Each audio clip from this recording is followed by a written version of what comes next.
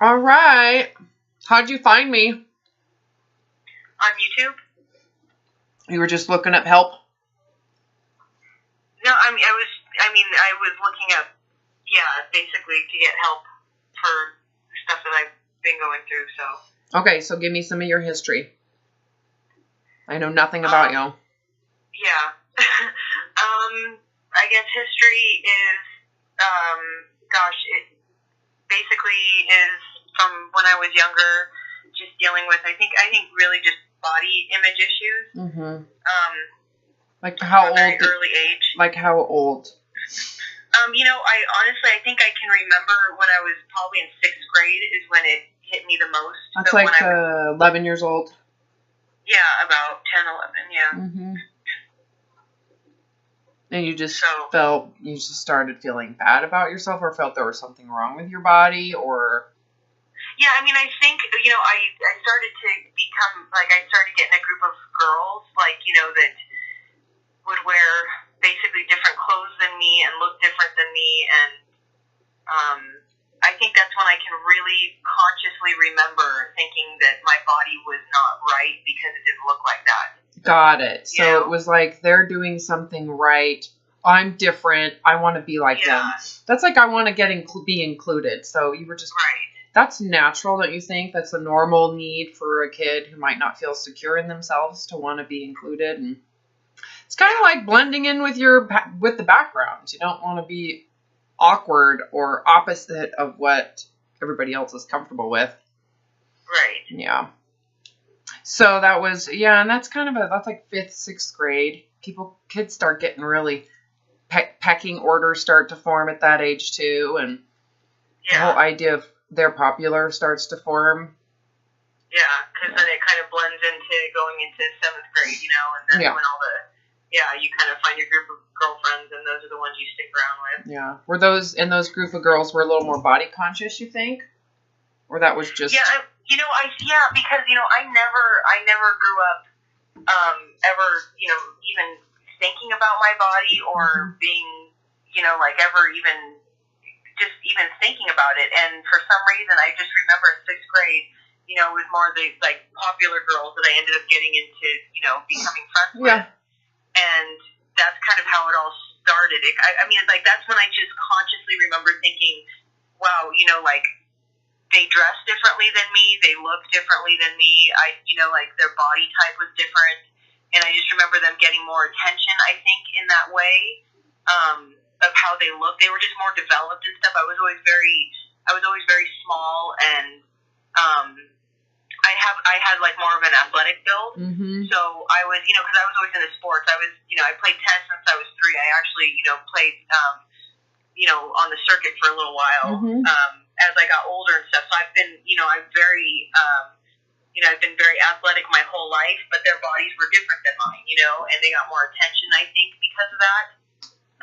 Just, more girly in the way they dressed and stuff. I was always just more of a tomboy and didn't care about that stuff, Okay, so bring it up to today. So up to today. So basically that was I think an ongoing process since that kind of moment where, just being conscious and aware of all the girls that I would hang around with and what they look like, and trying to be, thinner or whatever, just never knowing how to, do that because I loved eating. And so that never really, I never got into eating disorder, habits or anything like that as I was growing up until probably nearing, maybe the middle of high school and stuff is where I started to, not eat as much food. And I was my dad and I would, he was very involved in my athletics. And so we would go running in the mornings at 4:30 in the morning. And he was just basically trying to keep, get me in shape for tennis and the stuff that I was doing. Yeah, not realizing he was enabling a disorder or just a dysfunctional relationship. Yeah. Yeah, because I thought it was, I thought it was normal now to have to be, to work out 3 times a day and to eat. Yeah, did you take pride in that? Almost thinking, oh, I'm healthy. Look at me. Did you take any pride in it? You know what? I don't really think I understood that part of it until later. Yes. And then I started taking pride in it later. But I think, you know, at that point I was just kind of doing what I thought I was supposed to be doing for what I was, you know, yes, performing for. Yeah, you know? so the and pride it in made it my dad really happy, and I was, you know, I always wanted to make him happy, and so, you know. Okay, so that pride came later. How old are you right now? I'm 41. Okay, you and I are the same age. Okay. Same generation.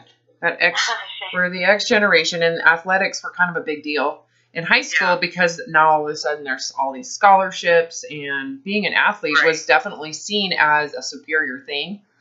Right. Gifted, talented, special. It was kind of like, well, those people are smart and I'm an athlete. So, you know, at least I have something that makes me special. Right. And you get a lot of attention for that, too. Oh, yeah, for sure. Okay, so fast forward, you've had body image issues early.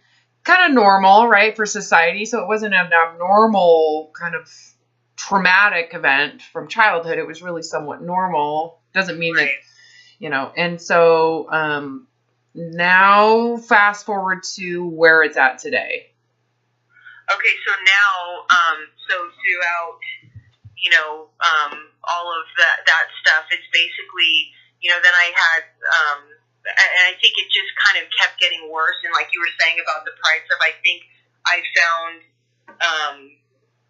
you know, pride in being able to exercise and work out and do those things like, you know, other people couldn't. Mm-hmm. And so, and then of course, you know, I got married and, you know, had my 2 kids, and even throughout my pregnancies, which is really sad when I, you know, even think about it and talk about it, but even through my pregnancies, like people would, you know, comment like, wow, you know, like I'd be like 5 or 6 months pregnant and look like I was like 3 months pregnant, you know, because I was always working out and I was always trying to eat right. And, you know, I got into this like realm of trying to be very clean and, you know, all this junk that kind of came with it, and then trying to figure out how to make my body as clean as possible, and even through my pregnancies, and, you know, and then I got all this recognition for being small, you know, when I was pregnant, and so I felt like I had to keep that up, and it was just, you know, it was just a lot of pride, a lot of... And promotion. You're being promoted, and people are glamorizing you, and you're just like, kind of, wouldn't you agree, it's almost like you're in a cage being looked at as you're obsessive. Oh, yeah. So you're getting a feedback from it. So there is a reward to it, but you're kind of doing this for someone else, really. Right. Their approval, and then you get reward once they approve of that. And then the weird thing is once you attach a sense of safety or accomplishment to that, your brain kind of latches onto that as if that's where safety exists. And so unfortunately, the other fear associated to it is if you can't maintain this, people will find out you're a fraud. You really aren't special. So there's like this, you know, it's kind of like the Wizard of Oz behind the curtains, right? There's all this, you know, energy and megaphones making him seem glorious and big and the mighty Wizard of Oz, but behind it all is a mad scientist trying to promote and make himself look bigger and better than he actually is. A geeky old little scientist who's all tiny, and who's going to believe me, you know? So that's kind of similar. Yeah. Yeah, definitely. Right? Yeah, it's really, you know, I mean, like I said, it's really sad when I think about, you know, it's like I didn't really enjoy my pregnancy because of that.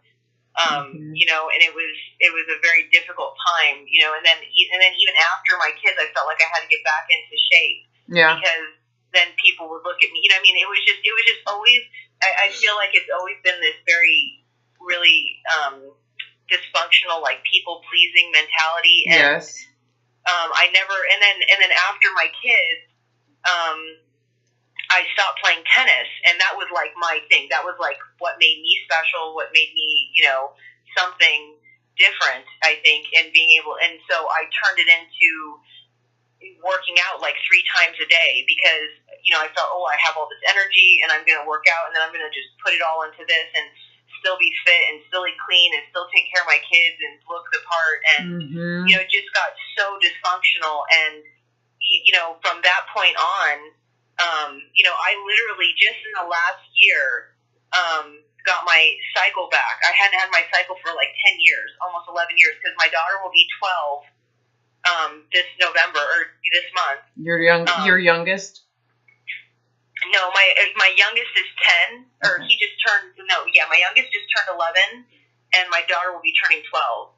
So they're very close in age. Yeah. And so I never got my cycle like between them. And so basically from the point I got pregnant with my daughter, I literally didn't have a cycle from that point on up until a year ago, because I've been so dysfunctional with my working out and with my eating and everything. And I got to a point where I just said, I can't do this. Like, I mean, my life is just getting so dysfunctional. I can't even enjoy being with my family because I have like all these OCD, like, tendencies to try to be safe in my own, myself and try to feel comfortable. I mean, it's just all been just crazy. And in the last 6 years, we moved here 6 years ago from California, and that's when I started to find out that I could eat a bunch of food and throw it up. Mm-hmm. And I never even knew about that before. And somehow it just, I thought that makes it so much worse. Once you start purging, it gets bad. Yeah, and I mean, and literally, like, so up until this point, it will happen like maybe once a month, or then it will happen like, 2 times a month, or then it will happen once a week. And it's like I try to keep it from happening, but because of the way I feel about myself, and if I don't perform basically every day like I should, I feel like I failed, and so I'll just go out and just start binge eating everything and think that it's okay to just get rid of it, and then, and everything's going to be okay, but it's not okay because it just makes me feel worse. Yeah. So with that said, you must really connect with some of my YouTube videos. Oh, I mean, I feel like I'm all of them in one. Yeah. You are. Actually, you are. Yeah. That's the hard thing. It's like, bulimia has its own kind of identity. But to me, it's like, well, you're basically anorexic and a binge eater. Right. You're the whole thing, the whole spectrum, and you go from your pendulum swings from the far right to the far left. It can happen like 5 to 10 times in a day. So you're kind of, it's almost like being in sketched out survival mode, not just with food, but with your body. Yeah. So you're living inside a body that is your biggest threat, and you're supposed to eat, which is also your biggest threat. And so you can imagine you become like a psychologically traumatized animal living right around predators at all times. Yeah. So then we call it OCD. Really, you're just in survival mode. It's just an extreme version of survival mode. Right. And, it can be recovered from very quickly. This is the thing. You could recover today. Well, I want to. I mean, you'd have to want to let go of your pride. You'd have to let go of your standing, your first place. You'd have to get off of the first place box. You'd have to bow out of your whole winning concept. And that's what's holding you to it. The only reason why you're suffering to this degree is because you refuse to fail. You will not do it. You won't let it happen. And it's understandable because failure, I'm assuming to you, is similar to what it felt like to me, which is you can't handle it and you're going to die. Which is why you do what you're doing so intensely. It's because underneath it all is this fear that you can't handle whatever it is. If you were to just feel that fear, it would feel like you're going to die. To me, it felt like the Grim Reaper was breathing down my neck. Yeah. And so who would invite that, right? Who would sit there and go, oh, yeah, when it literally physically manifests as if you're going to get dismembered and heaved off a cliff. Yeah. Right? So the way to recover is to actually allow the fear to come in, to open the curtains. The Wizard of Oz gets exposed. It's actually really quite simple. Like, for example, your willingness for people to see that this whole body image is a facade. It's not real. It requires obsessive compulsiveness. It's not natural, right? Yeah, and I also was listening to one of your videos because I just became a patron, and I listened to one of your recent ones, and the woman was talking about intermittent fasting, and I do that too. Oh, well, you mean intermittent anorexia? Yeah, exactly. And so, and it's just so funny because when I was listening to her, because she didn't really have, I think, more like a clue of really what the incentive was for it, because I know what it is. But, you know, and so it was just interesting listening to, you know, how you were, talking with her about it and stuff. And I just thought, wow, this is so funny because I feel like I'm every single one of the people you talk to, just all combined into one person and dealing with all these issues. And so I listened to it and I'm just thinking, how in the world am I getting, because like, I don't know how to give this up. Like, I don't know how to just let this all go. Super simple. Even on days when I try to, it's just, I feel like a mess. Well, you'd have to stay in that mess. So the problem is, so when I'm assuming when you're hearing what I'm telling you to do, and you're like, I'm trying, you'd have to sit in the mess. You'd have to do nothing about it. So the problem is you're not actually doing it. You're starting the process. So you could actually say, okay, I'm ready, Robin. I'm there. I'm that bad. It's that miserable. The problem is, it's when that feeling comes in, I can't handle it. I have to escape it. Yeah. Because my whole body sends me the message that I'm going to get murdered. You might not have, do you recognize it at all? Have you felt that yet? Where it feels like you're going to get murdered. You will dissipate into thin air. You won't even exist if you sit in this. You're going to die. Yeah, I mean, I freak out. I have so much anxiety and fear and stuff when I try to sit in it. Okay, so pause for a second. So that's the warning signs. Have you sat in it long enough to actually feel it's like the Grim Reaper? Anxiety is like, do something, do something, do something, do something. Yeah. Yeah, by the way, I want you to know that's so normal. Everybody's wired to feel that when there is a perceived threat that is life and death. So to you, this is life and death. So imagine, again, it's like Aliens. The movie Aliens or the show Aliens, imagine the alien is right there. You're going to have that physical response. Right? That's what you're experiencing. It's just attached to feeling fat. Mm-hmm. Right? Have you connected those dots yet? I mean, I think so to some degree. You know, I connect all the stuff that I'm, doing is, basically running away from this. Yeah. So what I want you to keep, I'm going to try to make this simple for you because it's easy to get feel overwhelmed because it seems complex, right? Right. For me, it was like, this is so intense. This requires so much energy that it must require equal energy to get rid of it. Right. That's not true. That's a lie. That's a facade. That's what your brain is saying, but the reality is that's not how it works. Okay? So if you're willing to be directed, you can escape this today. Now, it might take multiple tries. It might take a month or two. So don't expect, today I'm going to recover. It is possible. That's how I did it, right? However, I was in a position of suicide, so I had nothing to lose. So I surrendered everything. To me, putting a gun to my head or jumping off of a bridge or killing myself, the moment I killed myself would be the same exact feeling I'm running away from. I mean, what would it take to pull the trigger on a gun into your brain?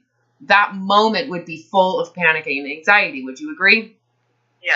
Same exact feeling of you're going to die. So if I'm willing to pull the trigger to end this, then why am I not willing to figuratively pull the trigger? Meaning, why can't I just face the Grim Reaper? I'm going to face it literally if with a gun. Yeah. So for me, it was that rapid because I was facing real decimation, right? Real death. So if you're willing to face this and face really what feels like non-existence, like you may not exist coming out of this. That's what it's going to feel like. Yeah. You'll recover very quickly. So, but what that would require, so when people hear this, they're like, I'll do anything. It's like, okay, would you be willing to be fat? Oh, hell no, Robin, I'm not going to do that. Right. Because that's what this is going to take. That's what it took for me. Right. And I quit. I quit to face it I had to quit every mechanism that I used to cope. Every single one. Yeah. So I quit them all at once. Right? Some people, they're not ready to do it all at once. And so for them, it takes more of a process. There's nothing wrong with that. So in this case, you have to be willing to, in order to remove the obsessive compulsive coping mechanism, okay, and the insanity that it causes, and just the disconnect and the shame and all of that goes along with it, right? You have to face what if you stop those things, what you fear will happen. Right? So we can get rid of, so to simplify this so it doesn't feel so complex, all the minutia doesn't matter. Like how long you exercise, how much you eat, and all that stuff is irrelevant. If you remove willfully, this is an important word, it has to be willful. You have to surrender it with your own will. No one can make you do this. And you can't do it feeling sorry for yourself. Oh, I feel so horrible. I have to give these things up. Like, because that will come. You will start feeling sorry for yourself because you know it would be so easy just to go for a run. Right. That's so easy. But what that does is it perpetuates this whole problem. You are now held hostage to running every time it comes up. Right. And you have to run for however long with your heart rate. It's so high, and you have to burn so many calories, and you have to remove this food and that food, and you have to keep the timing of this and that. I mean, you're a slave. Yeah. Because you refuse to face it. So that needs to be very clear to you. Like, the only way I can get rid of these behaviors is to accept what will happen when I get rid of them. Yeah, and I think, the biggest problem I have, and because just from listening to so much of your stuff, and I know pretty much, what you're going to say, I think, but, I feel like I don't know who I am without it. Well, yes, and that's what you have to accept. So I totally get what you just said. You don't know who you are. That's the thing. That's the truth. Yeah. The reality is, a facade of what you think you are. You've lost touch with the truth of yourself. You lost touch a long time ago. So when I did this, it was like I was 4 years old again, in a 20-some-year-old body. I was literally like a 4-year-old, psychologically, emotionally. In terms of what I felt about within myself, it was like so juvenile. Because that was the last time I felt it. Yeah. So that's true. So what you're saying, so everything that comes up is truthful. And it has to be accepted. Yeah. But I don't know exactly. So you have to do this and not know. You've got to be able to have nothing. And start over. Do you want to start over? Well, this isn't a life. And so, to me, I want to have a life, that I can spend with my kids and enjoy being with them and not being, trying. It's such a horrible existence to, have these two beautiful, wonderful children that are just so free in nature, and to be so obsessed and compulsive, like, about all of the rituals I have to do throughout the day to get through my day, and then to not be able to spend time with them, or to eat with them, or to eat the foods they eat, or to, unless I'm having, like, one of those days where I just don't care, and I'm just eating everything in sight, whatever, but for the most part, it's like I have everything, everything is like on a time, and when I eat and what I eat. Yeah, see, that's all the minutia. All that is minutia. It's ridiculous. You don't need to. Not a life, No, and that's all you need to know is you need to put it all in a basket and call it a shit basket. Yeah. Every single detail is horrible. It sucks. Yeah, clearly you get something out of it, right? You get that safety. Right. It's just temporary, but it gives you a sense of, for a moment, neutrality. Right. That's it. It's not like, with the Olympics, like if you were training for the Olympics, first of all, there would be an end, and there would be a potential gold medal or whatever medal that ends your career, or no medal, right? There's an end. This is forever. This is forever. You never get a medal. Yeah, you just get 0. You don't feel negative. You don't get a positive. There's no benefit Except that you're coming from a 0 or to a negative to a 0 point. So it's just like neutralness. So you're a slave to do all this work for neutral. Yeah, and I mean, one of the biggest things I think too that I wanted to say to you also is that, and it's scary to, I mean, I spoke this out to my husband the other day because I really felt, like because I get really scared when, like, I don't, do all the things, or like, do a run or do the gym workout or whatever it is that I'm supposed to be doing. And I notice that when I don't do those things, or like I don't feel accomplished in that way, I feel like there's no meaning to my life or doing anything. Like, I don't want to even go to the store and get stuff. Or I don't want to go and do stuff. You know what I'm saying? Like, yes, because like what that means is it's because you are a failure. So you're going into, you believe that meaninglessness comes from the feeling that you are rejected. You are a reject. You think that your life is so worthless because there's no worth except for all of this crap you're doing. Right. And so your life has been completely hijacked by there's only one way to be. And so unfortunately, and I know you have the foresight to see this, that's what you're going to do with your kids. Because you don't know any other alternative.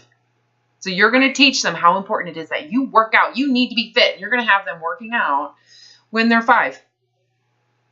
I've seen this. But good thing is you're aware. You're conscious. Your kids are conscious at least.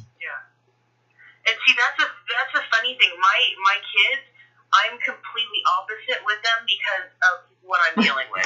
Yeah, but so, I'm telling you. Like, I mean, I literally, like, my kids are just, like, completely, like, I mean, I have all kinds of stuff in my house because, when I was growing up, I never had, like, we couldn't have sugar and we couldn't have, I mean, we had, like, brand cereal and, never had any of that stuff. So I give that all to them, and I notice, with them, because they're so free and not tainted yet, they actually choose to have proper foods more than they want, the sugar and candies and stuff. But yeah, I mean, I never force them into tennis, or I never force them into any of that stuff, just because I feel like I know what it did to me and like how I feel about myself now, and I don't want, especially my daughter, to feel that way about herself. And I mean, and I know they see a lot of the stuff that's going on, and I know they can feel it. Kids are very intuitive.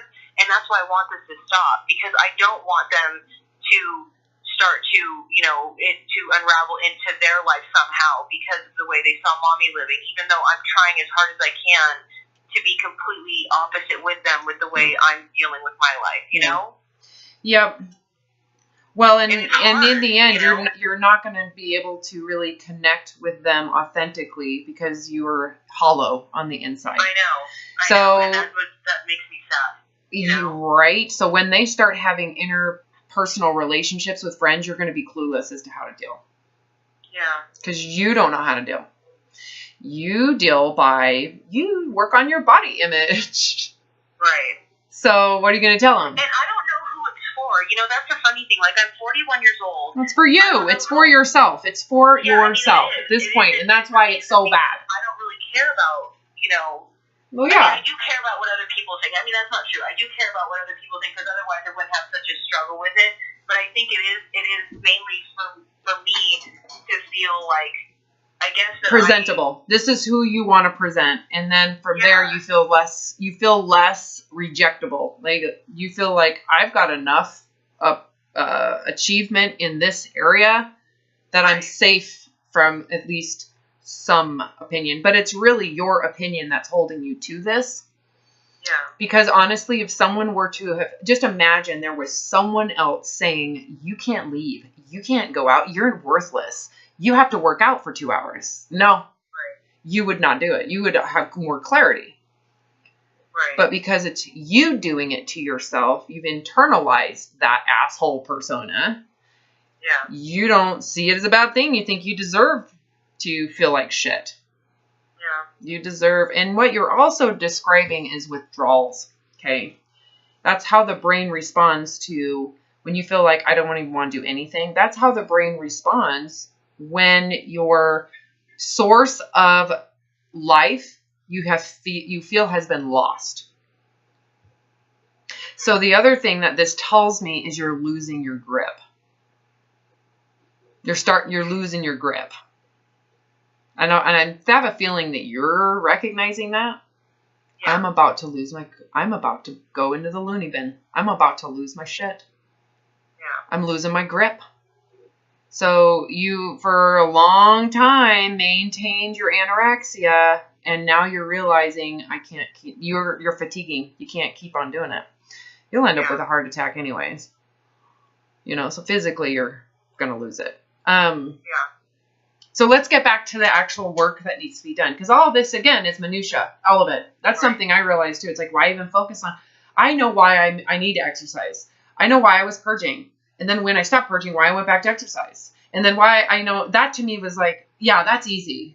You know, when people complicate it, you know, when people talk about eating disorders, a lot of it is they're overanalyzing the symptom behavior. To me, it's like, oh, that's super easy to understand if you actually get what they're doing, which is not about the behavior so much as it is what they're running away from. If you knew what they were running away from, the behavior would be seen as a disorder. Be seen as, well, that makes logical sense. Yeah. Right? Can you see that? Like the purging. That makes logical sense. If that removes the catastrophic sensations of loss to gain weight. If you're preventing weight gain from a binge, wouldn't anybody do that?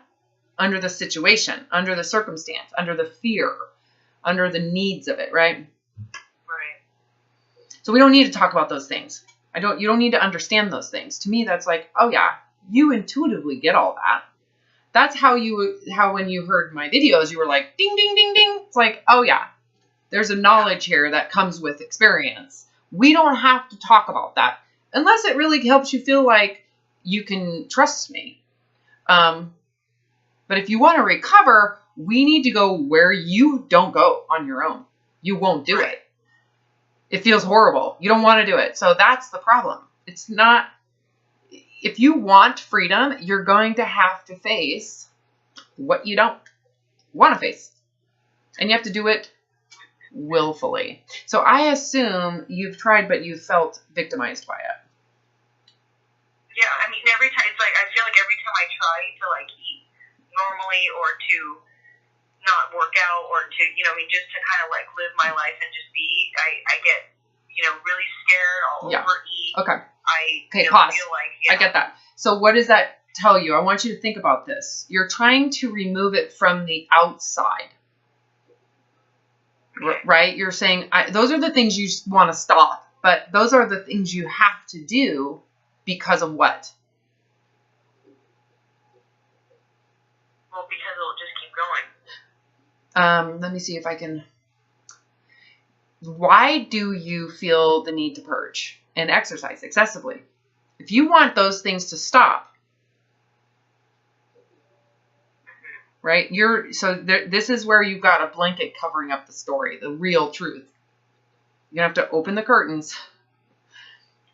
Yeah, I mean, I think I don't feel okay with who I would become if I didn't do those things. Okay, what is that? So I get that. It's called gaining weight. Yeah, I mean, to some degree. That's 100%. That's 100%. You wouldn't do those behaviors if you didn't have a fear of weight gain. So the weight gain is symbolic. So there's something underneath that, right? So but what I want you to do is make sure you can see each and every connection. Don't skip, I am deathly afraid to gain weight. Oh, yeah, no, I mean, I definitely feel, I thought you were saying, like, I mean, what are the things? So, I mean, for sure, it's gaining, I mean, gaining weight is definitely 100% one of them, but I think the other thing is I don't feel fulfilled because I don't do anything else. I just stay home with my kids. Well, so, yeah. All that's minutia. Again, that's like, oh, yeah, of course, yeah. For sure. So get rid of, you can recreate anything from that, right? So the problem is, you can't get there. You're not going to get to that space, or what do I fill that with? You can't right now because you're still stuck at, I can't gain weight. Right. So you can sit here and make a goal all you want to only purge once a month. That's just, it'll never stop. Right. Because you're just trying to eliminate the facade behavior without getting rid of the core of the behavior. Right. Make sense? So that's why. So you're like, that was what I did first as well. Because that's kind of how eating disorders are approached. Right? Yeah. Yeah, you're going to have to, if you really want to recover, again, I always go into, do you really want to recover? Is your soul invested in this recovery? If it is, you know what you need to do, right? You need to be able to gain weight and not feel bad about it and accept it permanently. A lot of people will say, I can do it right now, but someday I'm going to get back on the horse and I'm going to lose that weight. Right. Yeah, you can't do that because that's when your eating disorder comes back. Full rage. Raging eating disorder 10 times worse. Yeah, I mean, I don't want to. It's like I want to be comfortable being heavier if that's the case. If that's what ends up happening. Yeah, I want to be comfortable with that. It is. It is. You need to accept it. You go into it as it is. Not, I hope I don't. If it happens, nope, you got to go right into it. Like, it is going to happen. So you'll notice when I approach this, the intensity of certain angles that I take, that's because it's kind of like, don't even let yourself wiggle out of it. Right. Your instinct, your wiring as an animal is to wiggle out of this. You got to shut it down.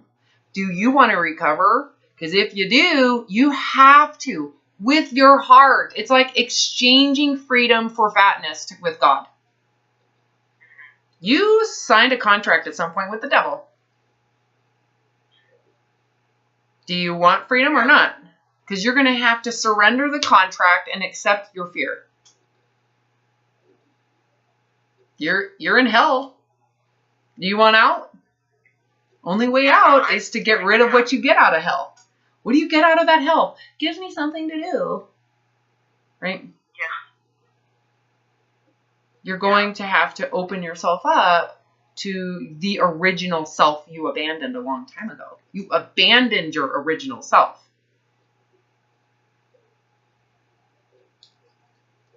Yeah, it's pretty sad. I never even... Don't judge it. You were a child when you did it. Don't judge it. You were a child when you did it. And that's why it's so scary, because you're an adult. This is why it was scary for me. I'm a freaking adult in college. And I literally feel like I'm emotionally about 4 years old. I have no sense of what even my favorite color is. When someone asks me my favorite color, the first thing my brain goes to is, what do they want to hear? Yeah. What type of music do you like? I don't know. What type of music do you like? I like that. I didn't even... So you abandoned yourself and you've lost touch with reality. You've gained touch with a facade concept of yourself. It's like a script of who you think you are. You've gotten so reliant, codependent on that script that you're afraid to be real. You're more afraid of the true you than you are this horrific, horrible, this is bad situation. Yeah. Right? The persona that you've attached to is a slave in hell. There's no realness to it. It's all facade and slavery. For what? Yeah, I know. So the willingness to actually go into what am I really? And to do it unconditionally with the body, right? So to me, it was I have to get a sense of the truth in a fat body, in a thin body, in a body that's got no legs. Why does the condition of the body really matter? That's really about other people's perception of me. That's not really me. Are you following me right now? Oh, yeah. So really go into this. Do you really want to hold on to a facade concept of who you are just because you know how to be a slave to it? No, I don't. So if you're not willing to go into what's the truth, what is the truth? How are you going to get better? Yeah, I want to. Obviously, that's the whole reason I'm reaching out, because it's definitely a scary thing to voice all this stuff and to talk to somebody about it and see how messed up you are and try to figure out how to willingly let go of all of the crap that you thought was real in your life. You know, it's not easy. But I want to for me. I want to for my family. You know, I want to have a better life. I know that I can't keep doing this. This just cannot keep going on. I want to be free from this stuff, but you know, it's very scary because as you're talking to me about it, and I say, yeah, I want to do this, but you know, am I truly willing inside because it freaks me out so bad? Correct. You know. Well, you can see if there's anything you can see, it's if I'm not willing to, I won't recover. That's what I'm trying to see. I'm trying to get you to see that. Yeah. You have to be willing to go into that. Yeah. Right? So like I said, the freaks me out, if you sit in that long enough, it'll feel like the Grim Reaper is going to freaking take you over. That's what it feels like.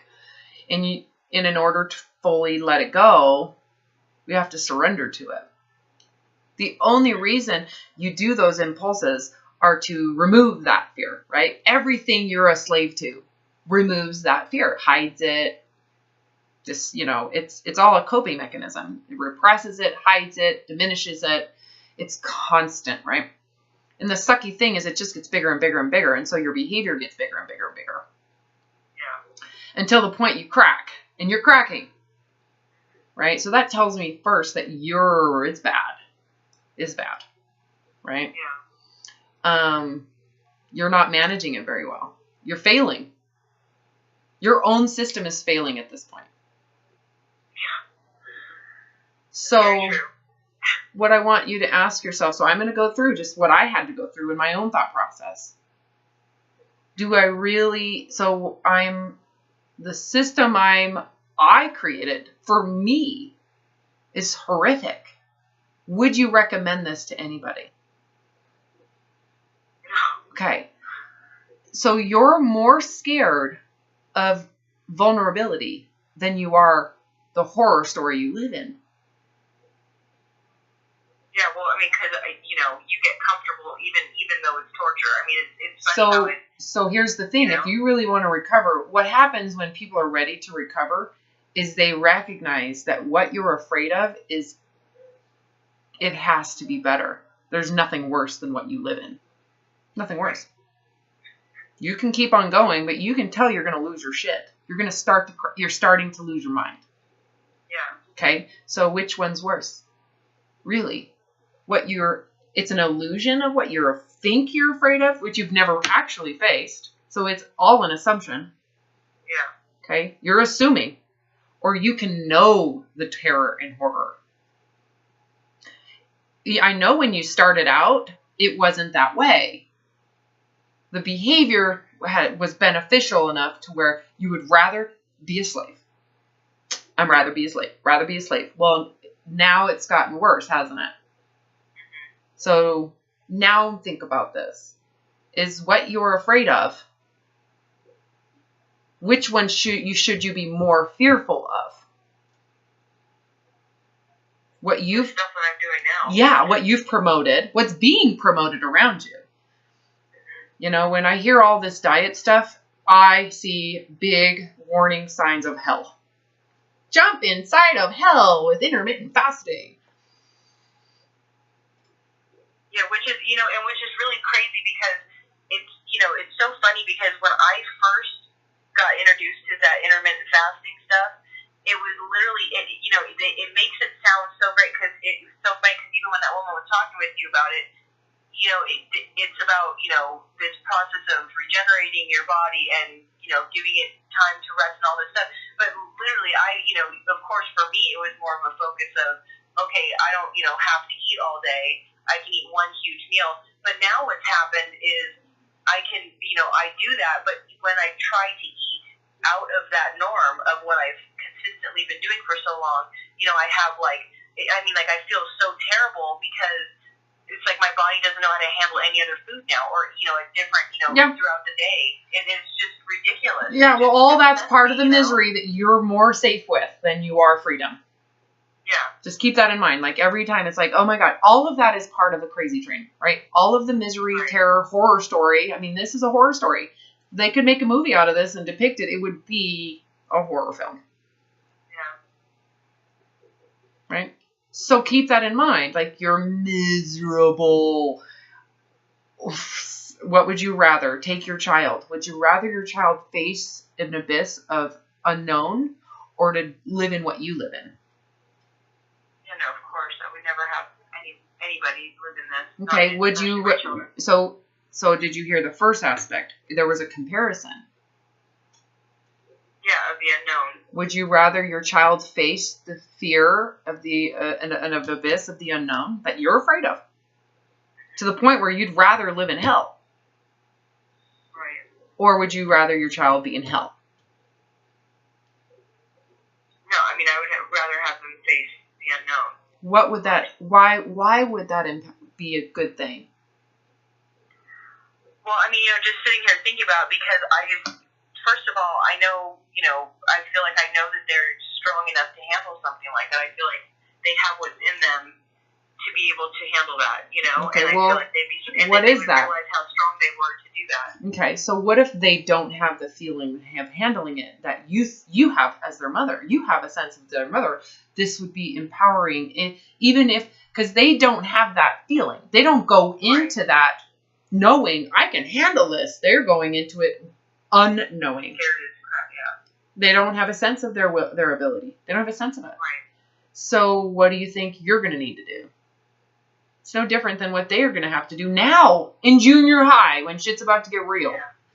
Oh, yeah, I know. My daughter's in junior high right now. This is when it happens. So are you. That's the funny thing. You're about the same age. I know. Right? So here you are. You got to be able to go into this like, I don't know who I am. You're right, because you lost it. It doesn't mean it's not still there. That's the coolest part about this. I know for me, I intuitively could sense that the true character of me was there. It was just hijacked to conform. So it wasn't the source of what was navigating my life. The source of what was navigating my life was what I was told by body image systems, religious systems.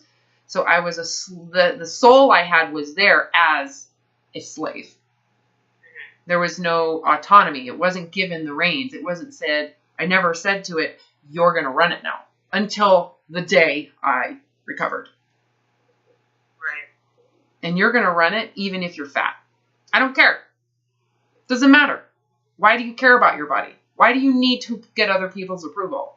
And if you care about your body for your own approval, you're not going anywhere. Right. So either you accept obesity, and I went to full obesity, or you put a gun to your head.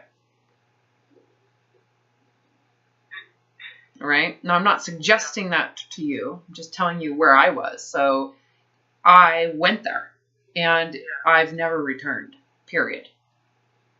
It was instantaneous recovery that I have witnessed other people go through as well. I've also witnessed other people do it part, right? And that's like drawing it out in misery. And eventually they get more. Well, eventually that to me is like, okay, this person needs to be miserable. So to me, I look back at my recovery, and there was a period of horror, right? Horrendous suffering prior to the recovery, right? So when I talk about it, it's like, yeah, I snapped my fingers and recovered. What you don't hear is that it was so bad that I was committed to suicide already. Yeah. So it wasn't like I was contemplating suicide. I was preparing within days. So keep that in mind. I don't know where you're at in your scale of misery yet. So, and I don't believe people have to be that miserable to do this. They just have to have the foresight to see, at some point, if I want to recover, I'm going to have to face it, whether it's now or in 10 cycles from now. Yeah. Because there is a cycle. Do you see that cycle? Oh, yeah. Turn away. Do what you need to do. Get safe. Now it comes back. Turn away. Do what you need to do. That's the OCD. Don't face it. Do this instead. Do this instead. So every time you do that, it's just going to come up, and it gets bigger and bigger and bigger until the point at which you actually face it. But whether you face it now or face it 10 rounds from now or in 2 years when you've had 30 rounds of this crazy train, it's going to be the same. It's going to feel just as shitty. Yeah. So you can either face the shittiness now, or you can face it later if you survive that long. Right? So why wait? What are you waiting for? You're not going to develop courage. You're not. I know. You think at some point you would realize or recognize that nothing is ever going to be to the point where you think that you're going to just be satisfied with life and how you're dealing with it. And it's like, and I recognize all this stuff for some reason, and I don't know what it is, but there's like something inside me that's just so afraid. It's your sense of inability. You don't think you can handle it. So what I would recommend you do is to go into that fear and just let it sit. So what you'll realize when you are in that space, if you just sit there willfully, the key is willful, because a lot of people will go in, sit there, and they'll close their eyes and like cover their ears and go blah, blah, blah, blah, while it's there. You're still distracting yourself. Yeah. So what I did, again, because I had nothing to lose, is I wanted to get to know it, because there was part of me that was hoping I could reincarnate. So keep in mind, I'd already chosen to commit suicide, and I was in the deep contemplative states of preparing for death, similar to all people that die that have the choice to reconcile life. Like if you knew you were going to die, you would go through a reconciliation process. I went through all that. And I remember contemplating and thinking, I really hope that I get another chance, because this is such a tragedy. I'm a good person. I could feel that I was going through my life. We all kind of go, if you were dying, you would go through this life and you would kind of do a recap. And that's what I was doing. And it was so tragic, because I had a clear memory of myself as a child. I was only 20 when I went through this. And how innocent and naive, and really that my integrity was always so pure, even until the very end. My integrity in this eating disorder isn't malicious. It's not even malicious that I'm going to commit suicide. I don't intend to hurt anybody, but I cannot live this way. If I had kids, that would have been so much more complicated, right? But I didn't. So it was very easy for me to just make the decision. So, I remember thinking, if I reincarnated, you go into, who am I?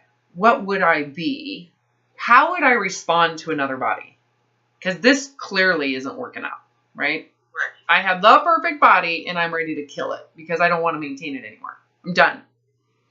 I cannot live with anything different though, right? And that's what you're struggling with. That right there is where you're struggling. You can't fathom an alternative. Yeah, like you said, it's like I feel like I wouldn't be able to handle it. Well, because you're gripping onto this concept of what you want, right? So you have no concept. You've lost touch with the truth of who you are. That makes the body irrelevant.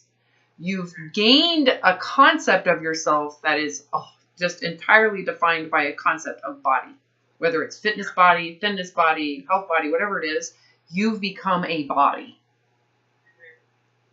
Does that make sense? Yeah. So you have to become not a body. You have to get a concept of the truth of you that isn't attached to a body. When you look at your children, if their souls were flipped around, you would know that. Right? The essence of them, the essence of their character, the essence of their kind of like their creativity, you would feel that immediately if their souls were switched in different bodies, right? You'd be like, oh, this is... So the physical body isn't who they are. They're the essence of the being that resides right in it. Right. If your child were to get into a car accident, become a paraplegic, and have to live in a wheelchair the rest of your child's life, would that change the essence of who they are? No. Not at all. They are the same people. Yeah. There's just a different mode of transportation. Kind of like, do you drive a red car, a blue car, a truck, or a sedan? Yeah, I like that. I never heard that before. Their souls are switched in that. Right, because that's Really something good. you can intuitively feel is truthful, right? You don't have to. Yeah. You don't have to memorize that. You're like, oh yeah, that's true. Their nose isn't who they are. Right. You know, their ears aren't who they are. Their hair is just, it's really just a physical representation of the genetics that came from you and your husband. But the essence of their personality is really kind of unique to themselves. Of course, there's genetics and DNA involved in that too. However, there's such a uniqueness to each person that is so special. And that's what you're falling in love with. That's what you're willing to die for. Yeah. Right? When it comes to children. So you have that. You have that. What would your parents feel like if they knew this is how it turned out?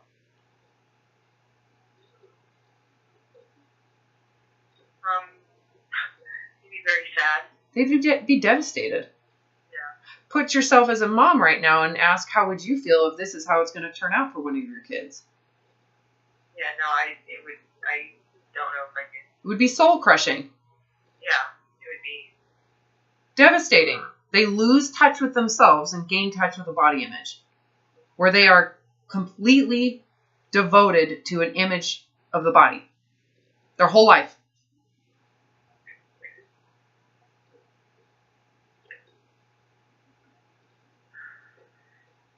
At what point in their life is it okay for them to stop and do something different? At what point would it be okay for them to surrender that body image to get back to the real self?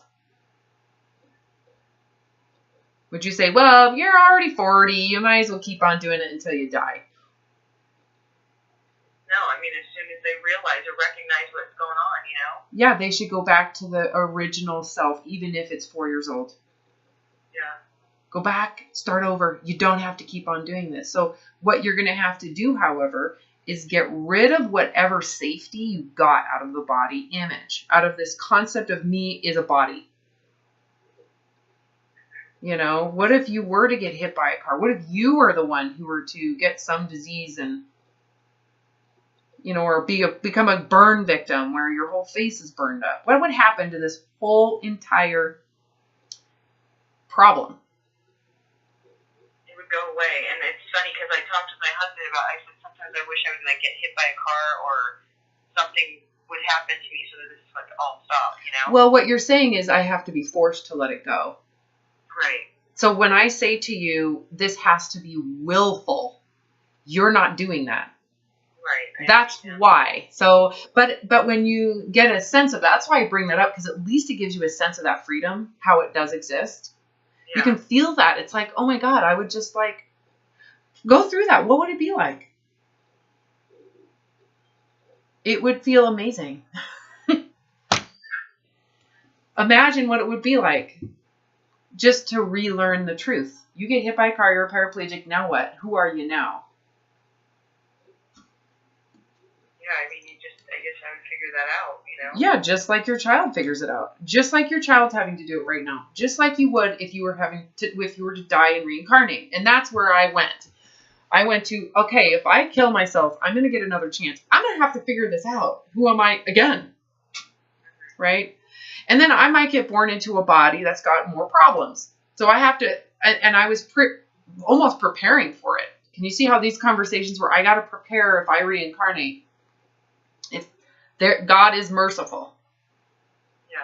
That I'll get another chance. So I have to be prepared to go through baby, childhood, parents. I don't have any concept of what that could be. It could be a dysfunctional relationship, an abusive relationship. I could be born in a different country with a different culture and a different demographic. I could be born with a body with major problems.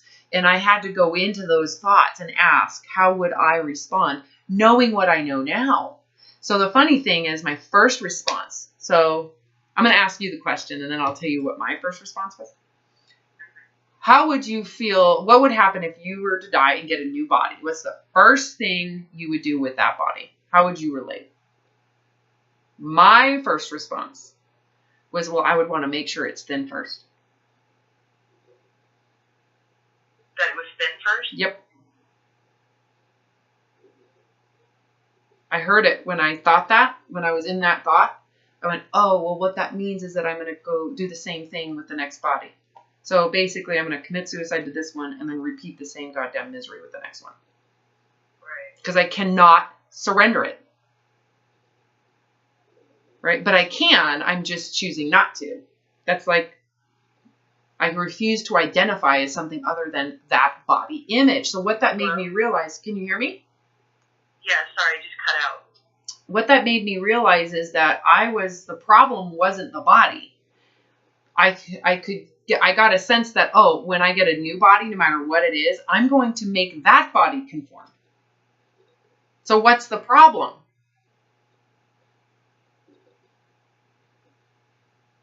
Are you asking me? Yeah. Oh, okay. Well, I mean, it would be you. You would be the problem is how you feel about yourself. You're right. The problem is the body image that I refuse to let go of. Yeah, because when you said, if I was reincarnated, my first thought when you said, if I was reincarnated and I got a whole new body, what would I do with it? My first thought was that I would live my life. Okay, see, and that I came to that second. So that's a good sign. That means you are miserable. You're in a hellhole for you to go right into freedom. Yeah, no, I mean, that was my first thought when you said that. So what I did is I recognized for me that the issue wasn't the body, it was the image I was reinforcing. Yeah. So if I can't surrender that image, I won't be able to accept this one or the next one or the next one or the next one. Right. So it was super clear. It was like, ding! The image that I'm holding on to, that's the problem. And that's why I'm so miserable. And that's why I do all this crazy shit. That's why I'm OCD. That's why I'm impulsive. All the minutia, when you talk about how miserable this is, yeah. That's all there because of the image you refuse to let go. And if you got a new body right now, you would enforce the same thing. And you'd create a whole new problem with the next body. Yeah. So what I went to next is where you went, which was I have to accept the body, no matter what condition it's in if I want freedom. Because if I can't accept whatever condition it is, even if so let's just say I get born without legs. And literally I thought this. If I'm born without legs and I can't accept it, that means I'm going to be miserable in a different way. Right. So if I can't accept the vulnerable truth of a body, that it's going to be alive, that it's going to die, and it could die being dismembered and thrown off a cliff, and I could die in a plane wreck, and I could die from a snake bite, and I could die because I have cancer, and I could die. Think of all the varieties of ways I potentially could die today. Right. If I can't accept that, I'm going to live my life in fear, hiding. I'm going to continue to do all these things I'm doing in a new way. Yeah. So it was very clear to me that I have to surrender all these preconceived ideas of life, what it should be, who I'm supposed to be, and I have to really let the truth run the show. Yeah. Right? So if I am born into a body that's meant to be obese, I have to just accept it if I want freedom. Because if I have to fix it first, then I'm basically going in circles again. I'm basically doing the same revolution I've been doing with this perfect body. I got to do with that 500-pound body. Right? Yeah. And that's when I realized, oh, I'm doing it so much work, I might as well be 500 pounds. I'm working out as if I am 500 pounds just to maintain. Mm-hmm. Right? Think about how hard you work and really think about that and how big. Yeah, I know, it's ridiculous when I think about it. It's like I sit there and I'm like, God, it's like I do all this work and I do all this, trying to eat like this perfect diet or whatever it is that I think is safe for me, It's not for everybody, but, it's like, and you sit there and you do all this stuff and it's like, it's like for what? I mean, to maintain what? Like, there's no reward, you just maintain. It doesn't make any sense. Well, it makes sense based on your fear of the alternative, right? So, again, so you're doing it to maintain at least or being within reach of that image, right? But the body image that you're holding your life to. Your whole identity is being held to that image. So if you were to let that go, you're going to have a feeling of death because you created a concept of life attached to it. Like, that is my life. It's defined this life. So to let that go, you would have to open yourself up to then what is the truth? What's the truth of the body? Like, what's the truth of your body if you leave it alone? What's the natural way that it functions? Like, if you were... That's interesting, because I don't know what that is. I mean, since I was young, of course you I don't think I know what that is. Of course you don't, right? If you did, this would be real easy, right? So it's blind. You're doing this without courage. You're just doing it, right? To just figure it out. So the question, I think you have to really think of this. Does this require courage? Should it require courage just to be open to the truth of the body?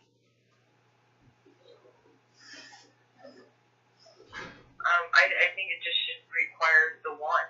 The acceptance, right? It's like just the humility. It just takes humility to just, this is the truth. Like, because if you get a new body, isn't that what you would do with the new one? What is it? I don't know. For me, like I said, if I got a new body, I wouldn't put it through this. Like, I feel like because it would be different than what I have been perceived, you know? So what would it take for you to not do something similar to the next body? You would have to accept it.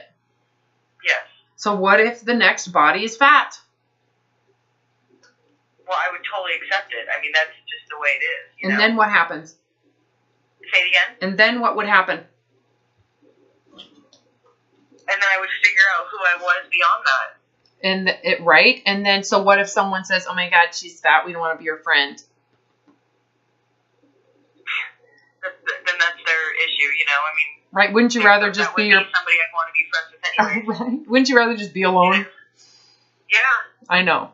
Until someone doesn't care. You'll find people that don't care. You just have to be patient.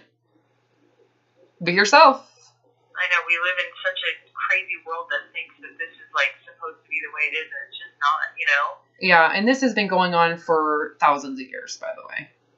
This is... I know, I'm just sad. I'm sad that I got sucked into that, like, where being healthy is working out every day, or being healthy is eating a certain way, or being healthy is doing, you know, it's like, that's not healthy, because my brain and my body and everything about me tells me that this isn't healthy, you know? Oh, well, you've lost your freedom of life in exchange for some diet concept of health?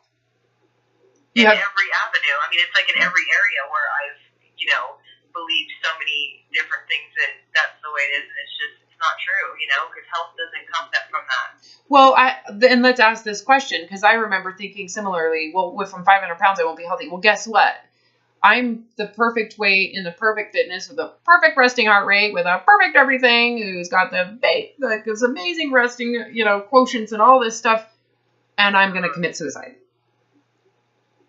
Yeah. What is health? I know, that's what I'm saying. That's right. That isn't. Right? So it's like, what is health? Why I would rather have diabetes. I remember thinking that. Yeah. Like, if it comes to, like, being unhealthy, that type of unhealth would be like a gift. Right. If it meant I'm free from this intense anxiety and fear and obsessive compulsive, like the horror of being unhealthy, I would rather be unhealthy. Yeah. Right? So really think about, like, in order for you to recover, you would have to be open to witnessing the truth of your body. How are you going to do that? I would just have to do it. You would have to stop all of the behavior that's manipulating the body. All of it. So this is what I did. So the first thing I did, because I realized if I am not prepared to accept what I'm afraid of, I'm not going to really be open. I'm always going to be checking, because if I say, oh, I'm okay gaining 20 pounds, but I'm really afraid to gain 50 pounds, I'm going to always keep my eye on my weight, and I'm not really doing it. I'm still in a cage. I might be in a little bigger cage. I'm still in a cage. I don't want a cage. I'm done. Right? Right. So my fear, because I was doing that much exercise and that much food restriction and that much, was that I was literally going to be 500 pounds. I knew it when I actually asked myself the question, how big do I think this body's going to get if I stop everything? Yeah. And I remember thinking, well, if I keep on binge eating, that was immediately like, that won't keep on going because I'm done dieting. So if I quit all dieting, I won't have shame. I won't have guilt. I won't have, I shouldn't eat. You shouldn't eat. None of that would occur. I wouldn't have, I've done something wrong when I eat this or that. So that means the binges will go away. Right. And then I realized, oh, well, if I'm not binging, then I don't expect to gain a ton of weight. But emotionally, it felt like if I do not keep on doing what I'm doing, I'm going to be huge. Yeah. And if I'm going to do this, I don't want to leave room for any of this to exist, any of this craziness to exist. So I, to this day, would rather be 500 pounds than where you're at. Yeah. Like, to me, if God came to me and said, hey, okay, Robin, you're going to go back into this hellhole, I'd be like, can I just be 500 pounds? Because, you know, in terms of like energy expenditure and limitation in life, that's about the same. Yeah. Right? You're at 500 pounds, you would be basically paralyzed. You would need assistance. Yeah, but if you're accepting of you know, where you were at, you have the freedom of your mind. Clearly, be clearly better than this any given time. How does that feel to have that? You just recognize that. Yeah. Literally, you can feel that. You're not just saying that. It would be a benefit to have a 500-pound body and just be free. Right. Because you have the freedom of your mind. You might be limited, you're heavy, your body's heavy, but those are so easy compared to the insanity. Yeah, for sure. You don't have a soul right now. There's nothing real about your life. It's all a slave to a facade. So it's either, so if you are, in exchange for getting rid of all of that micromanagement, all of the minutia, all of the dieting, all of the impulsiveness that we call a disorder, if you want that freedom, well, what if it costs a body to be 500 pounds? That's where I went. I need to accept it. Yeah. If you can accept that and actually see, well, that would be freer. In my head, what I did is said, okay, I can accept it. I can accept all that because it would be better. It doesn't mean it's not challenging. It doesn't mean that it wouldn't be hard. But in relation and comparison to what I'm about to commit suicide over, it is better. And at that point, I can always commit suicide again. So I always kind of leveraged every decision around, I have a choice to be gone. I have a choice to leave. Okay. So that realization was huge too, because it was like, oh my God, I would rather be 500 pounds. So if I could do this with this body, if I could allow this body to be what it's going to be, I don't have to commit suicide. Right. To get rid of this madness. I can just rip up my contract with the devil, burn it up, give back the thinner body, give back the whole promotion of it, give back the whole identity of Robin, the thin and fit athlete. You know, I was a college athlete. I was the same as you. Yeah. I surrendered it all, put it in a box and said, bye. I'd rather be that 4-year-old girl with weird pigtails and picks her boogers and eats them. Yes, I did. I did eat pig. And I used to eat gum. I know. It's just funny because there's just so much freedom in children, you know, and you watch it and you just, and I'll just sit there and go, God, you know, I wish I didn't become so tainted, you know, I wish that there. Well, you just got to be willing to go back to that spiritually. Yeah. And the only way you're going to do that is to pry your bloody fingers off of your fit, thin body. Yeah. You just got to let it go. And face all of those emotions of you're going to die. It's all going to come up. You can't handle this. That's going to come up. It's going to be super threatening. That's how this part of the brain works. That area of the brain will threaten you. It'll say your husband's going to leave you. No one's going to like you. You're going to be, your kids will think you're ugly. They're going to be embarrassed of you. It's going to come up with so much shit. Because you're going to gain weight and people are going to know that you suck and people are going to know when you gain weight that you weren't really that special. You have to be like, yeah, I put the specialness in the box and gave it back to the devil. I don't want it. I'd rather them see I'm not. I'd rather be abandoned. Yeah. I went there. So I went to all that. Can you see why I recovered so radically? Yeah. because I went to the worst case scenario of everything. I just didn't want to negotiate with the devil ever again. So your family's going to hate you. Okay, I can, you know what, if I'm homeless, I'll work from there. I will work from homelessness. No one is taking away the capacity of my intelligence, my work ethic. Those are all inborn. Right. Even if I'm 500 pounds, there's something I can do. I can volunteer at an animal shelter, and that would bring me joy. I could just sit on a park bench and connect with the trees. That would be better in a 500-pound body than me being the athlete running and not even paying attention to nature because I got to burn enough calories. Right. Yeah. Right? So this is what you have to start thinking about in your own mind with your own context. Everything I'm telling you is what I had to think about, because those were things that worked for me.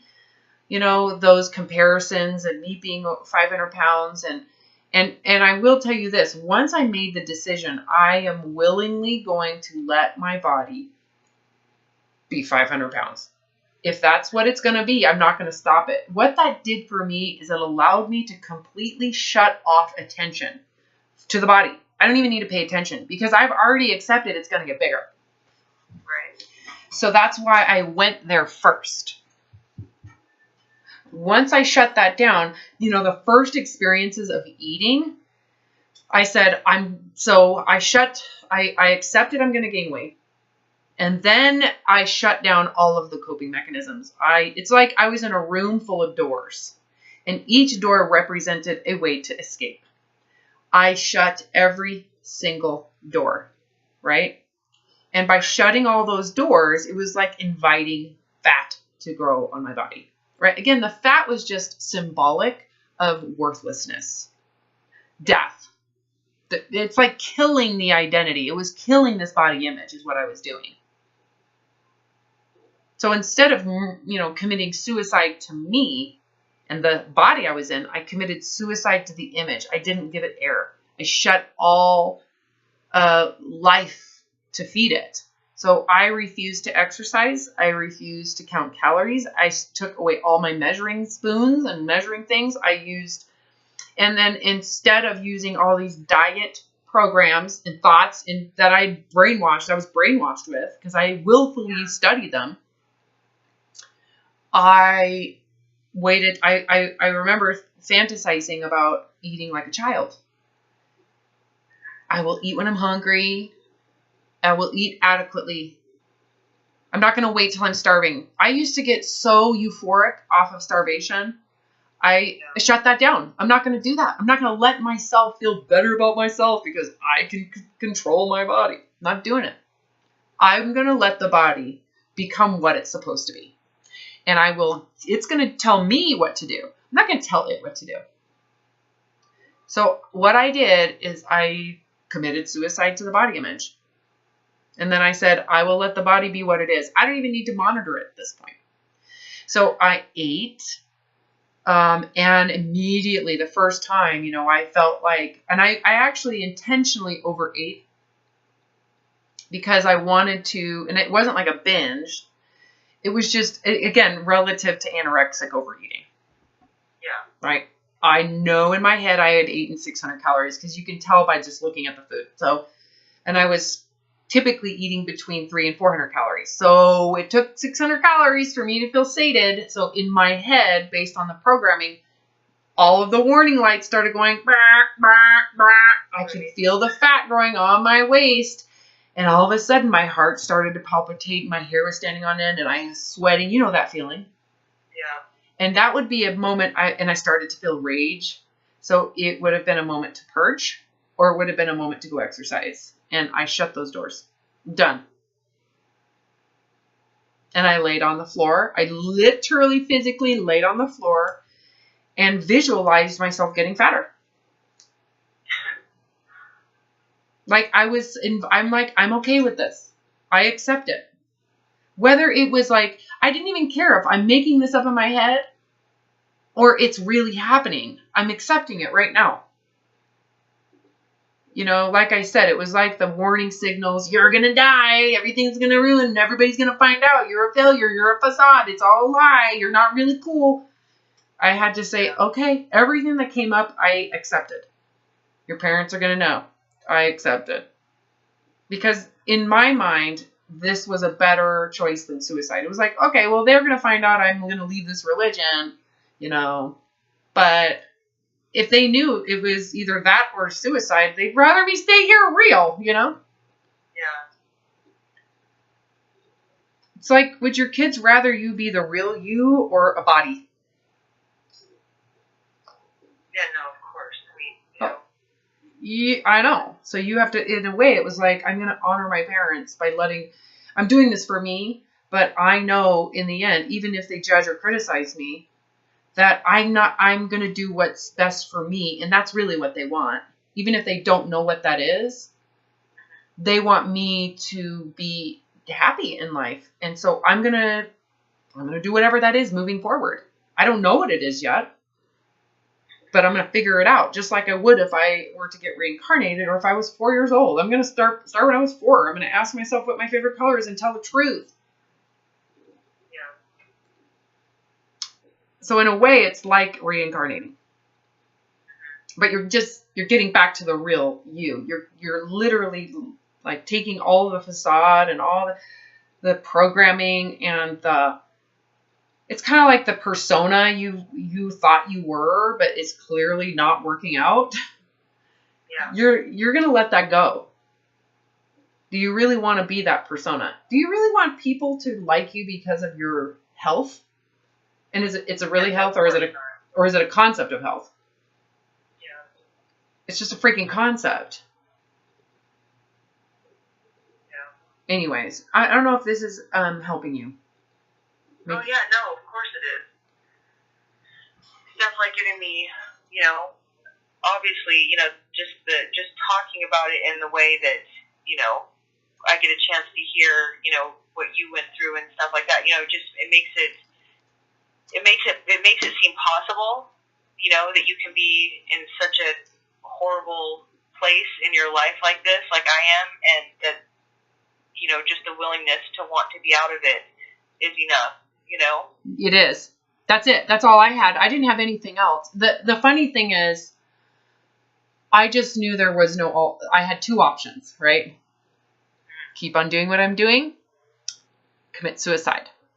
So, and then suicide was like literal suicide, or I do nothing and and end this whole thing. That feels like I'm going to die. It feels like suicide either way. So I might as well try this first. If I can accept a body that's obese, that means that I first of all, I'm free from the eating disorder. But then I have to go, well, then maybe I should just figure out who I really am. And if I don't like who I really am, then I always have the option of ending it all. You know, you have to find what works for your approach. However, I will say, I didn't have courage. I did it anyways. Yeah. There was no sense of capacity. There's no sense that I'm going to survive it. You have nothing to grip. But just by laying there and exposing yourself and just feeling it with humility, what do you think that is?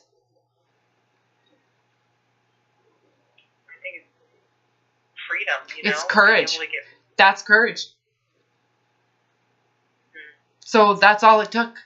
It's like the courage to just willfully surrender. Yeah. That was courage. It doesn't have there's no sense of it. It's like it occurs as you're surrendering, right? So it's not like I have courage and I'm going to do this. No, it doesn't work that way. It's I have failed and I have no alternative. It's like, and the war is over. When do you put the white flag up and surrender? Yeah. So you need to put your white flag up. You have failed. This has failed. Yeah. It's not working. You have failed and you need to accept that. Yeah. And forgive yourself. You've done the best you can. Nobody should have to work this hard. Nobody. just to feel neutral. Have you really done something so horrific that you got to work this hard to prove yourself? I know, it's pretty silly. No. Well, you have to start honoring the real you, like the child in you. Yeah. She did not deserve this. She's done nothing wrong. There's no reason that she would have to become so hollow and work this hard to perfect a body just to feel okay. Yeah. You know? So you start to actually honor the truth within you. And you can see that all this other stuff is really horrific. And if you can let it go and kind of detach your self-concept from a body image and hone in on and protect and actually take care of the real, true you, it might be in a childish state because of how old you were when you left it. You'll never do this again. I'll tell you that. You will never take on an alternative again. You won't do it. You will never conform to a fake concept of yourself again. You will never, ever, ever. It just, have you learned your lesson yet? I hope so. Right? So that's where it's like, a lot of people are like, oh, no, when you do this, you don't go back. It's not like I relapse. Why would you do that once you become real? Why would you, right? You wouldn't do this again. You're conscious. It's almost like you woke up. You're not, asleep anymore. I don't need to do that for someone to like me. If they don't like me the way I am, they should find someone who is the way they want them to be. Right. Let someone else suffer. Right? Like if your husband doesn't like you because you gained 50 pounds, doing nothing, right? In your freedom. Because that's natural for the body, eating to hunger. Well, maybe he should go find someone who's willing to have an eating disorder to stay thin the rest of her life with him. Right. And if you really think about it, does your husband really want you to have an eating disorder? Does he really want you to be this miserable and hollow? No. Chances are you're the one that's that way, right? Yeah. So you're the only one that's holding yourself to this. Yeah. So you're the only one that can let it go. I'm telling you, you need to let it go even when you feel you can't handle it. You need to let it go even though you don't know what's on the other side. You don't know. You're doing it blind. Yeah. What you do know is that what you have, it's not worth it anymore. Think about it that way. I remember thinking that. If I let this go, what if the alternative is sucky? Well, it can't be as sucky as this. Yeah, no. Like, I went back and forth, like, between I'm going to be obese. Well, what would life be like if I was obese and didn't have to fix it? Be pretty amazing. Better. It would be amazing in comparison. I think you need to process that. Once you surrender those things, you're free. You'll start over with your integrity. So that would be the next step, would be to go into integrity. How do I know then who I am and what I want in my life? Well, you start with your heart. You live from the heart now instead of the controlled brainwashing. You get to know who you really are, what brings you joy. You treat yourself like you do your children. Maybe you need to get into music. Maybe you need to find alternative joys in life. And someday you'll exercise again, but it certainly will not be the way you've been exercising. It'll be very different. Yeah. You do it, you go for a walk in nature because you want to be in nature. You might do some yoga. There's no pressure, but you've got to let it go. You've got to surrender all of those purging techniques for you to get to what we need you to get to. Yeah. Willfully. It's like giving up all of your weapons, taking off all of your armor, putting down your shields, and being completely exposed. When the threat approaches, you completely continue to stay exposed, and you open yourself up to ridicule, abandonment, rejection, disapproval, loss, failure, because that's what you're afraid of. Yeah. Do you have any questions for me?